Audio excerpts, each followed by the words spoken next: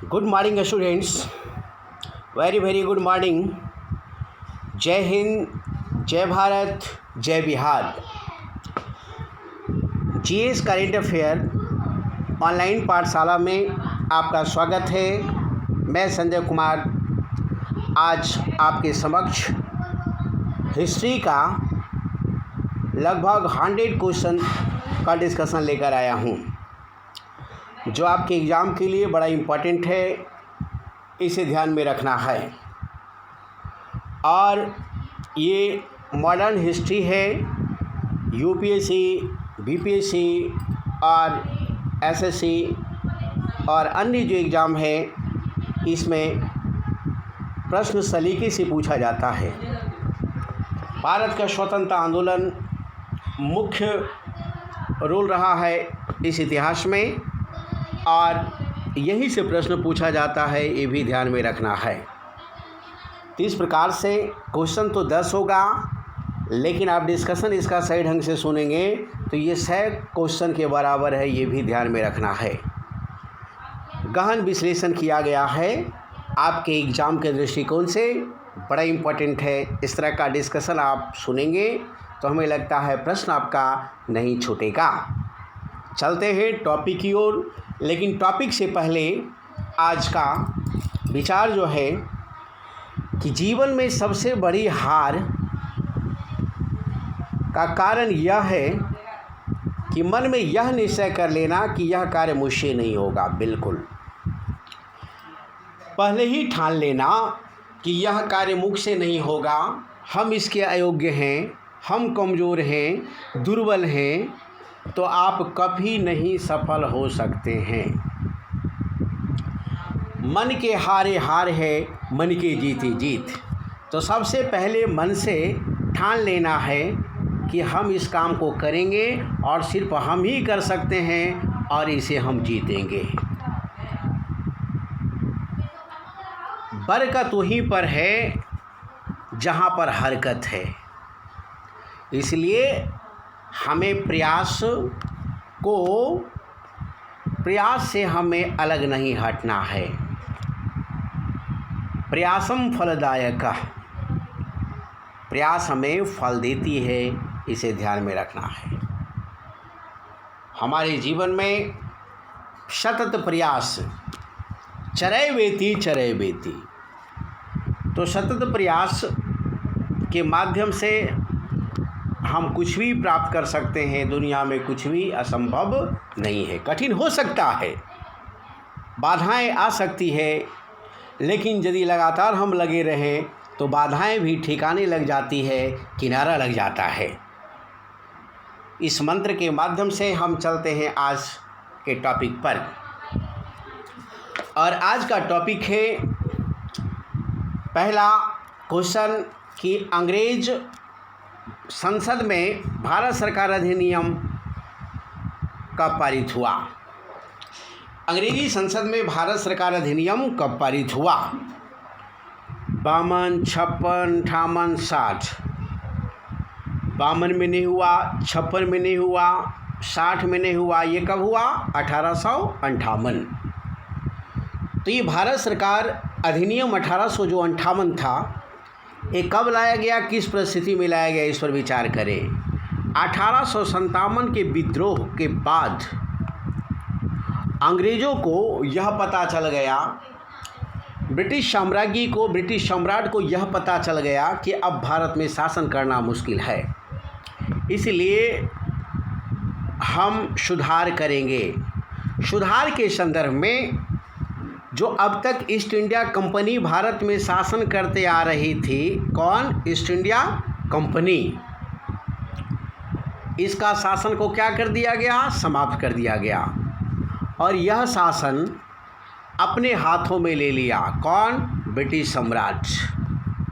अर्थात अब भारत का शासन डायरेक्ट होगा किसके द्वारा? ब्रिटिश सम्राट के द्वारा। और उस समय साम्राज्ञी कौन थी? विक्टोरिया थी। कौन? विक्टोरिया। ध्यान में रखना है, बड़ा इम्पॉर्टेंट। विक्टोरिया बराबर क्वेश्चन किया जाता है। अब जो शासन होने लगा ये ब्रिटिश साम्राज्य के नाम से, सम्राट के नाम से। और जो हमारा गवर्नर जनरल चला रहा था पद, उसको क्या कर दिया गया? वायसराय। किस अधिनियम के माध्यम से? 1858 के माध्यम से।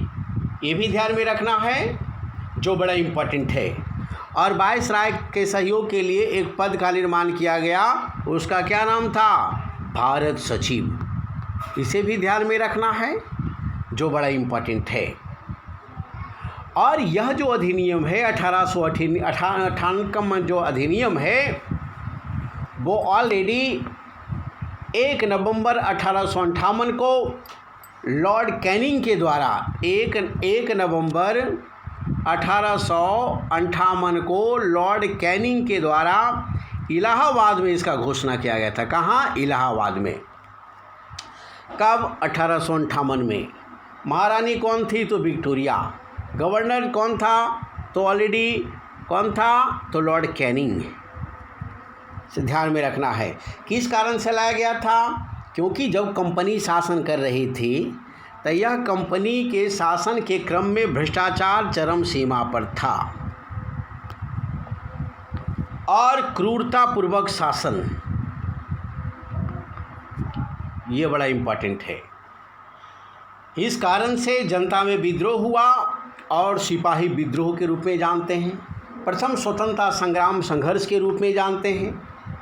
इसे ध्यान में रखना है, जो बड़ा इम्पोर्टेंट है।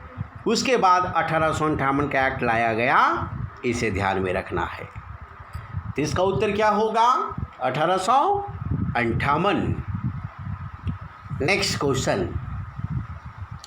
नेक्स्ट, भारतीय राष्ट्रीय कांग्रेस का 1896 का अधिवेशन निम्नलिखित में से किसके लिए विख्यात है? तो यह 1896 का जो कांग्रेस अधिवेशन था, 27-28 दिसंबर 1896 को जो कांग्रेस का अधिवेशन हुआ था, ये कहाँ हुआ था? कोलकाता में हुआ था। कहाँ हुआ? कोलकाता में। और इसका अध्यक्ष कौन था? तो M.A. सयानी। कौन? M.A. सयानी इसका अध्यक्ष था। ध्यान में रखना है, जो बड़ा इम्पोर्टेंट है। 1896 के कांग्रेस अधिवेशन का अध्यक्ष कौन? M.A. सयानी। और इसी की अध्यक्षता में इस अधिवेशन में पहली बार राष्ट्रीय गीत गाया गया था। और राष्ट्रीय गीत हमारा कौन? वंदे मातरम। वंदे मातरम ध्यान में रखना है। ये किसने गाया था? तो रविंद्रनाथ टैगोर ने गाया था। किसने गाया? तो रविंद्रनाथ टैगोर ने गाया। यह वंदे मातरम जो है किस भाषा में लिखा गया था? तो ऑलरेडी बांग्ला और संस्कृत का ये संगम था, ध्यान में रखना है। और इसको किसने लिखा? तो बंकिम चंद्र चटर्जी। किसने? बंकिम चंद्र चटर्जी ने लिखा है। ध्यान में रखना है। किस पुस्तक में? किस उपन्यास में? तो आनंद मठ में। किस में? आनंद मठ में, जो बड़ा इम्पोर्टेंट है। ये भी ध्यान में रखने की ज़रूरत है। तो यह जो हमारा राष्ट्रीय गीत है, सबसे पहले कब गाया गया? तो 1896 में कांग्रेस के अधिवेशन में गाया गया था। ये भी ध्यान में रखना है। लेकिन यदि पूछे कि इस वंदे मातरम का राष्ट्रीय गीत है, इसका अंग्रेजी में अनुवाद कौन किया था? तो अरविंद घोष ने किया था। कौन किया? अरविंद घोष ने किया। ये भी ध्यान में रखने की ज़रूरत है। और ये हमारा जो राष्ट्रीय गीत है वंदे मातरम, 1950 में इसे राष्ट्रीय गीत के रूप में संविधान में शामिल कर लिया गया। राष्ट्रीय गीत के रूप में माना गया, ये ध्यान में रखना है। और आज हमारा राष्ट्रीय गीत कौन? वंदे मातरम। जबकि राष्ट्रीय गान कौन? तो जन गण मन। ये ध्यान में रखने की ज़रूरत है, बड़ा इम्पोर्टेंट है। वंदे मातरम से संबंधित कुछ और जानकारियाँ कि वंदे मातरम एक पत्रिका भी है, ये भी ध्यान में रखना है। वंदे मातरम एक पत्रिका है जो लाला लाजपत राय के द्वारा निकाला गया था। कहाँ से? लाहौर से। कहाँ से निकाला गया? लाहौर से निकाला गया है। ये भी ध्यान में रखना है, बड़ा इम्पोर्टेंट है। अभी बीबीसी का एक सर्वे आया है जिसमें विश्व का सर्वाधिक लोकप्रिय गीत में जो दूसरा स्थान है वो भारत का वंदे मातरम का है। ये भी ध्यान में रखने की ज़रूरत है, जो बड़ा इम्पोर्टेंट है एग्ज़ाम के दृष्टिकोण से, बड़ा इम्पोर्टेंट। इस प्रकार से आपने वंदे मातरम से संबंधित सारे फैक्ट को जान लिया और ये 10 क्वेश्चन के बराबर है कि नहीं है तो ज़रूर जवाब दीजिएगा, नहीं तो भी आप जवाब देंगे। नेक्स्ट क्वेश्चन मेरा है कि निम्नलिखित में से किस गवर्नर जनरल को भारतीय प्रेस का मुक्तिदाता कहा जाता है? मुक्तिदाता मतलब liberator of Indian press. Liberator of Indian press किसे कहा जाता है? तो ये कहा जाता है किसको? चार्ल्स मेडकॉफ को। किसको कहा जाता है? चार्ल्स मेडकॉफ को कहा जाता है। ये कब से कब तक गवर्नर जनरल था भारत का? तो 1835 से 36 के बीच में भारत का ये गवर्नर जनरल रहा। और समाचार पत्र पर, न्यूज़पेपर पर जो प्रतिबंध आ रहा था उस प्रतिबंध को क्या कर दिया? ख़त्म कर दिया, समाप्त कर दिया गया। इसीलिए हमारा गवर्नर जनरल चार्ल्स मेडकॉफ को जो 1835 से 36 के बीच में कार्यकाल में था, इसे भारतीय प्रेस का मुक्तिदाता कहा जाता है। और एग्ज़ाम में बार बार पूछा गया है, दरोगा के एग्ज़ाम में भी पूछा गया है, बीपीसी बराबर पूछी है, यूपीसी का ये टारगेटेड क्वेश्चन रहता है प्रेस चैप्टर से। ये भी ध्यान में रखने की ज़रूरत है। नेक्स्ट सुरेंद्र नाथ बनर्जी के बारे में निम्नलिखित में से कौन सा कथन सही है? तो हम जानते हैं कि सुरेंद्र नाथ बनर्जी कौन सा कथन सही नहीं है, ये भी ध्यान में रखना है। 3 सही है, ये गलत है। तो वे इंडियन नेशनल एसोसिएशन का सह संस्थापक थे, ये बिल्कुल सही है। सुरेंद्र नाथ बनर्जी आनंद मोहन के साथ, सुरेंद्र नाथ और आनंद मोहन मिलकर इंडियन नेशनल एसोसिएशन का स्थापना किया था, तो ये बिल्कुल सही है, पहला उत्तर सही है इसका। दूसरा, वे कलकत्ता के रिपन कॉलेज के संस्थापक थे। कलकत्ता के रिपन कॉलेज के वो संस्थापक थे, ये थोड़ा देखना है। उन्हें राष्ट्रीय चेतना के कंसेप्ट के लिए जाना जाता है, ये बिल्कुल सही है। वो क्या थे? शिक्षाविद थे, राजनेता थे, राष्ट्रगुरु का इन्हें उपाधि दिया गया है। किसका उपाधि?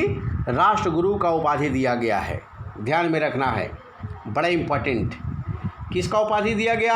राष्ट्रगुरु का उपाधि दिया गया है, ये ध्यान में रखिएगा, जो बड़ा इम्पोर्टेंट है। और ऑलरेडी उन्होंने आनंद मोहन बोस के साथ मिलकर साधारण ब्रह्म समाज का स्थापना किया था। अब चलते हैं साधारण ब्रह्म समाज की ओर। तो साधारण ब्रह्म समाज जो है उसका स्थापना कब हुआ था? तो साधारण ब्रह्म समाज का स्थापना 1878 में हुआ था। और इसका स्थापना किसने किया था? आनंद मोहन बोस। आनंद मोहन बोस, शिवनाथ और शिवचंद्र, ये तीनों मिलकर किया था साधारण ब्रह्म समाज का स्थापना। और ये ब्रह्म समाज से अलग था, ये भी ध्यान में रखना है। यह सर्वोच्च शक्ति पर विश्वास करता था, ये भी ध्यान में रखने की ज़रूरत है। इसने ये साधारण ब्रह्म समाज 8 कॉलेज का स्थापना किया। कहाँ किया था? कोलकाता में। और इसी ने संजीवनी पत्रिका निकाला। कौन निकाला? संजीवनी पत्रिका। किसने? साधारण ब्रह्म समाज ने। ये ध्यान में रखना है। इसमें साधारण ब्रह्म समाज के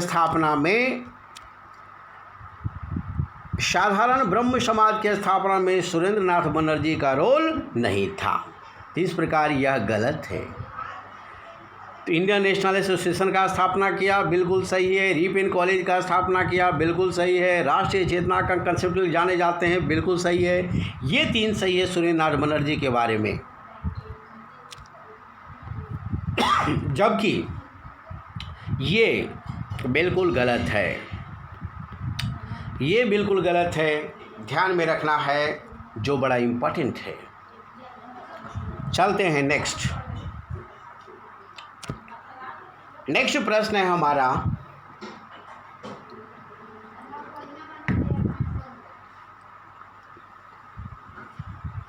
स्वतंत्रता आंदोलन के दौरान रविन्द्रनाथ टैगोर नाइटहुड की उपाधि किस घटना के विरोध में वापस कर दिया था? तो हम जानते हैं कि स्वतंत्रता के समय नाइटहुड की उपाधि जो अंग्रेज़ों के द्वारा दिया गया था, इसको वापस कर दिया था। कौन? रविन्द्रनाथ टैगोर। नाइटहुड का उपाधि, सर का उपाधि, नाइटहुड की उपाधि जो मिला था, इसको वापस कर दिया। कौन? रविन्द्रनाथ टैगोर। किसको किया था, ये भी ध्यान में रखना है। इसने चेम्सफोर्ड को पत्र लिखा था। किसने? चेम्सफोर्ड, तत्कालीन वायसराय। उसको पत्र लिखकर ये वापस कर दिया था। किस घटना के आरोप में? ये घटना थी 13 अप्रैल 1919 का घटना, जलियांवाला बाग। जलियांवाला बाग एक ऐसी घटना है जिससे यहाँ के लोग आहत हो गए। रविन्द्रनाथ टैगोर ज़्यादा आहत हुए, क्योंकि इसमें जनरल डायर जो था, उसने जलियांवाला बाग अधिवेशन में गोली चलाने का आदेश दिया। और कहा जाता है कि उसने 10 मिनट में 1650 राउंड गोली चला दिया, जिससे सरकारी आंकड़े में 400 लोग मारे गए, ऐसे कहा जाता है 1200 लोग मारे गए। इस प्रकार से एक घृणित अपराध थी, नृशंस हत्या था, और इसको लेकर रविन्द्रनाथ टैगोर ज़बरदस्त आहत हुए, और इस कारण से चेम्सफोर्ड को उन्होंने यह उपाधि वापस कर दिया। और अभी हाल में दरोगा पीटी में प्रश्न ये था, ये ध्यान में रखने वाला फैक्ट है। रविन्द्रनाथ टैगोर, हम जानते हैं, हमारा राष्ट्रगान का लेखक कौन? रविन्द्रनाथ टैगोर। साहित्य का प्रथम नोबेल पुरस्कार जो मिला, किसे मिला? रविन्द्रनाथ टैगोर को मिला। बंग भंग आंदोलन का शुरुआत किसने किया? रविन्द्रनाथ टैगोर ने किया। 16 अक्टूबर 1905 को रक्षाबंधन उत्सव किसने मनाया? रविन्द्रनाथ टैगोर ने मनाया। ध्यान में रखना है। बहुत सारे स्वदेशी आंदोलन के समय, कहाँ? बंगाल में। तो इस प्रकार से ये बड़ा इम्पोर्टेंट फैक्ट है जो ध्यान में रखने की ज़रूरत है। इस प्रकार से नाइटहुड का उपाधि किसने वापस किया? तो आंसर क्लियर है। इसका उत्तर क्या होगा? जलियांवाला बाग हत्याकांड। नेक्स्ट चलते हैं। नेक्स्ट है हमारा कि मुस्लिमों के लिए अलग मतदाता दल किस अधिवेशन को जाना जाता है? बिल्कुल, अलग मतदान प्रणाली जो है, ये कब प्रदान किया गया, ये भी ध्यान में रखना है। कब प्रदान किया गया? तो कराची अधिवेशन, बॉम्बे अधिवेशन, लखनऊ अधिवेशन और कलकत्ता अधिवेशन। तो ये कब किया है? थोड़ा सा आप विचार कीजिए। बिल्कुल एकदम क्वेश्चन क्लियर है कि मुस्लिमों के लिए अलग मतदान प्रणाली किस कांग्रेस अधिवेशन में कांग्रेस द्वारा समर्थन दिया गया था। तो हम जानते हैं कि जो लखनऊ अधिवेशन हुआ था 1916 में, जिसका अध्यक्षता कौन कर रहा था? अंबिका चरण मजूमदार, एसी मजूमदार कर रहा था इसका अधिवेशन। और यह अधिवेशन बड़ा इम्पोर्टेंट था। इसमें क्या हुआ कि कांग्रेस जो दो भागों में बट गई थी 1907 में, नरम दल गरम दल के रूप में, तो ये दोनों यहाँ पर एकजुट हो गया। ध्यान में रखना है, बड़ा इम्पोर्टेंट। और क्या हुआ कि जो सांप्रदायिक प्रतिनिधित्व था जो 1909 में दिया गया था अंग्रेजों के द्वारा मुस्लिमों को,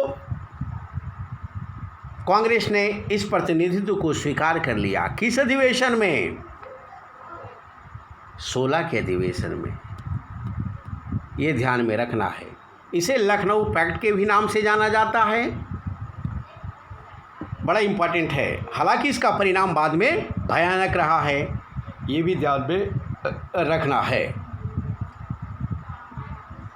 हम जानते हैं कि भारत के मुस्लिम समाज फर्स्ट वर्ल्ड वॉर के समय वाल्कन युद्ध के बाद क्या हुआ था? नाराज हो गया था। मौलाना अब्दुल कलाम आज़ाद, जिन्ना, शौकत अली, ये सारे मुस्लिम लीग के नेता थे।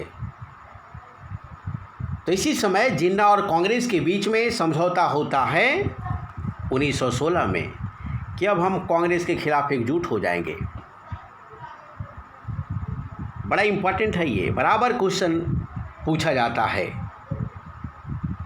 अब कांग्रेस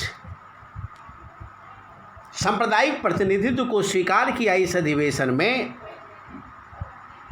तो मदन मोहन मालवीय इसके खिलाफ थे। बराबर क्वेश्चन किया जाता है, मदन मोहन मालवीय इसके खिलाफ थे। ध्यान में रखना है, जो बड़ा इम्पोर्टेंट है। मुस्लिम लीग जो है, मुसलमानों का जो नेतृत्व कर रहा था तथाकथित, उसने अंग्रेज़ों के खिलाफ जो माहौल बना था भारत में, उसको भुनाने के प्रयास में था।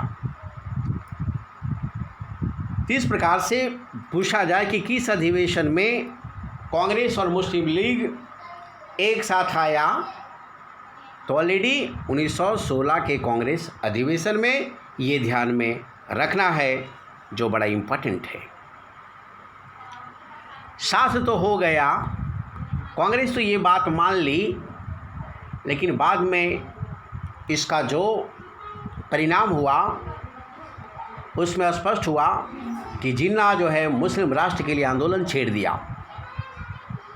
उसे भय हो गया कि जब भारत स्वतंत्र होगा तो यहाँ वर्चस्व हिंदू का होगा, तो क्यों नहीं पाकिस्तान हम अभी ही अलग ले लें। इसीलिए वो बाद में पाकिस्तान के नाम से एक राष्ट्र का निर्माण करता है और भारत विभाजित होता है।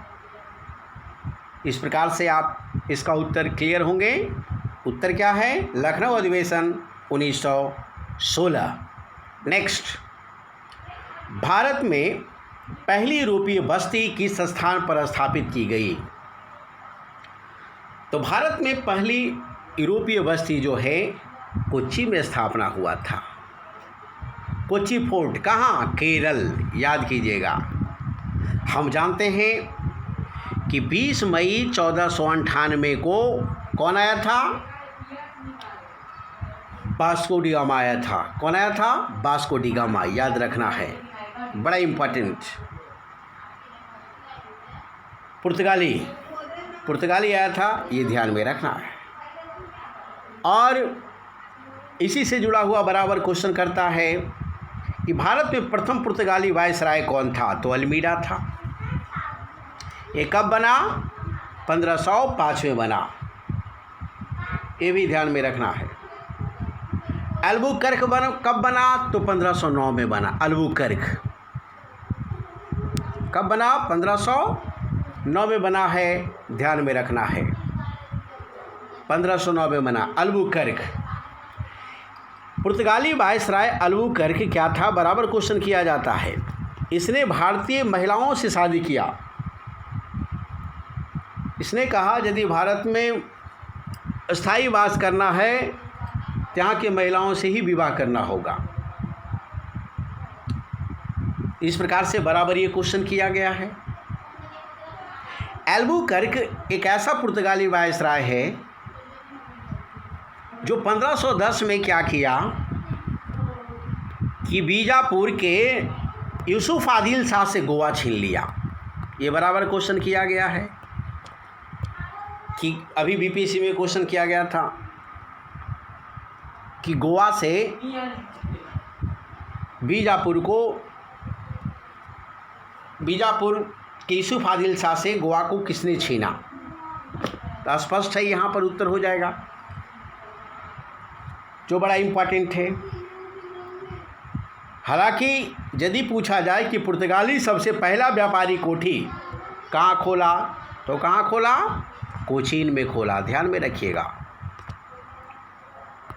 ठीक है, बड़ा इम्पोर्टेंट बस्ती व्यापारी ध्यान में रखना है। इस प्रकार इसका क्लियर उत्तर हो गया। नेक्स्ट चलते हैं। नेक्स्ट है कि निम्नलिखित में से किस राज्य ने अंग्रेजों को मुक्त व्यापार के लिए सुनहरा फरमान जारी किया था। ये क्वेश्चन बार बार पूछा गया है यूपीएससी में, इसे ध्यान से सुनेंगे। तो मुक्त व्यापार का सुनहरा फरमान जो है ये किसने दिया था अंग्रेजों को? गोलकुंडा ने दिया था। गोलकुंडा ने दिया था, ध्यान में रखना है। कब दिया था? 1632 में। बराबर क्वेश्चन किया गया है। और कितने में दिया गया था? 520 पैगोडा में। कितना में? 520 पैगोडा में दिया गया था। और इसके माध्यम से अंग्रेज स्वतंत्रता पूर्वक व्यापार किया। इसके बाद दक्षिण भारत से इसके बहुत सारे फरमान मिलना शुरू हुआ। तो ये प्रश्न पूछा जाता है कि किस राज्य ने अंग्रेजों को मुक्त व्यापार के लिए सुनहरा फरमान जारी किया? तो ऑलरेडी कौन? गोलकुंडा किया है। इसे ध्यान में रखने की ज़रूरत है। और ये प्रश्न बार बार पूछा गया है, इसे भी ध्यान में रखेंगे। नेक्स्ट है कि सलवई की संधि किस युद्ध से संबंधित है। हम जानते हैं कि सलवई की संधि जो है, इस संधि के माध्यम से प्रथम एंग्लो मराठा युद्ध की समाप्ति हुई थी।